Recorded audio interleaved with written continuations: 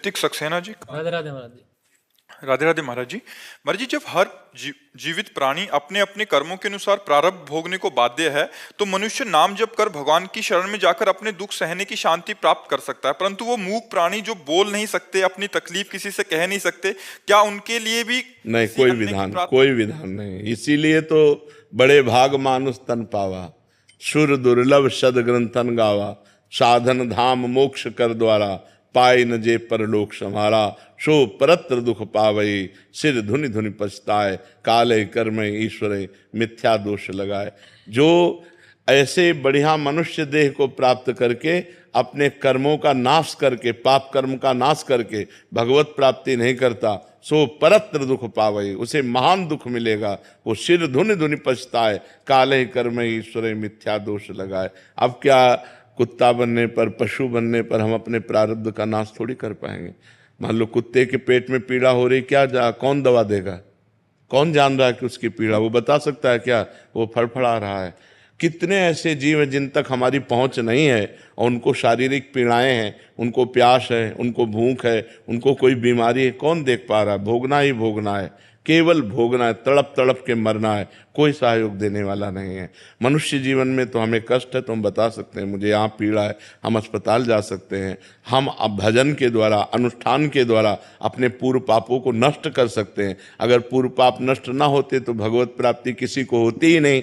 इसका मतलब पूर्व प्रारब्ध मिटता है, लिखित मिटता है, तभी तो हम जाकर के नए प्रारब्ध की रचना करके भगवत प्राप्ति करते हैं। ये सुअर कुत्ता बनने पे नहीं होगा, ये गधा ऊंट बनने पे नहीं होगा, ये मनुष्य बनने पर ही होगा। और मनुष्य जन्म मिला तो भूमि परत भा ढाबर पानी, तिम जीवई माया लपटानी। जैसे शुद्ध जल आकाश से गिरा और पृथ्वी पे गंदा हो गया, ऐसे ही आते मम्मी पापा, परिवार, जवान हुआ, पत्नी पुत्र, मकान दुकान, रुपया पैसा, बुढ़ापा आया, फिर वही सब वासनाएं और मर गया। जिस काम के लिए आया वो काम नहीं कर पाया।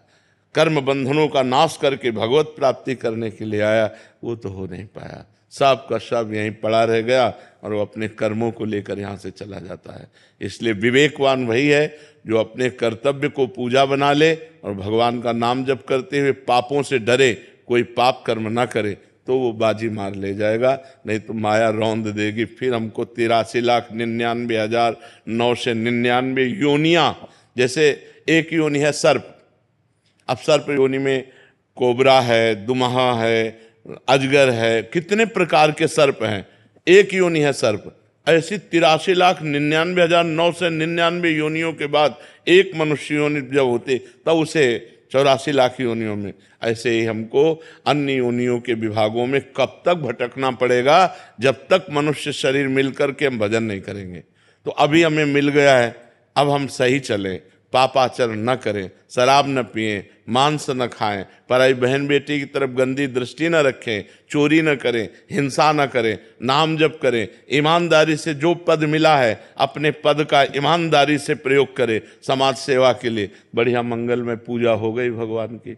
भगवान अगरबत्ती से इतना प्रसन्न नहीं होते जितना अपने कर्तव्य के पालन से प्रसन्न होते हैं, क्योंकि संपूर्ण सृष्टि भगवान की ही है। अगर उसको हम अपने कर्तव्य, जो जहाँ जिस पद पर है अपने कर्तव्य का पालन करें और नाम जप करें, उसे अलग से पूजा करने की जरूरत नहीं। करे तो अच्छी बात है, पर ना करे तो उसको भगवत प्राप्ति हो जाएगी।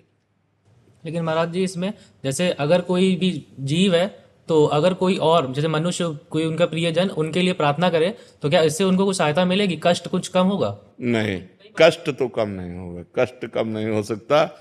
ऐसा हो सकता है कि जैसे आप भजन करके किसी जीव को अपना भजन दे दें, तो अब अगला जो जन्म होगा वो उन्नतिशील होगा।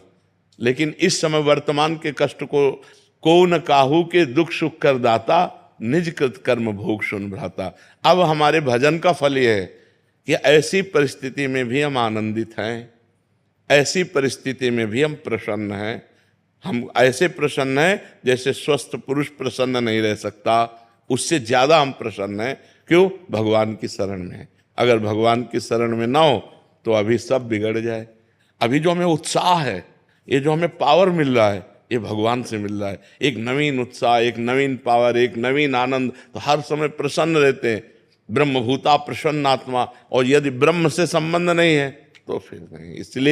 इसीलिए तो चूको मत, ये घाटा कभी पूरा नहीं हो सकता। अगर मनुष्य शरीर प्राप्त करके भजन न किया तो कभी ये घाटा पूरा होने वाला नहीं, और हमारी दुर्गति फिर। अभी तो आप मनुष्य हैं, अभी आप कुछ भी कर सकते हैं, लेकिन आप पशु पक्षी और अन्य योनियों में जाने पर आप कुछ नहीं कर सकते। वही कर सकते हैं जो आपका भोग है, बस उसी को भोग लो। नया कर्म नहीं हो सकता। भैंस से नया कर्म होगा क्या? ऊंट से नया कर्म होगा क्या? सांप से नया कर्म? वो प्रारब्ध के अनुसार चलता रहता है। मनुष्य शरीर है जिसमें हम नया कर्म कर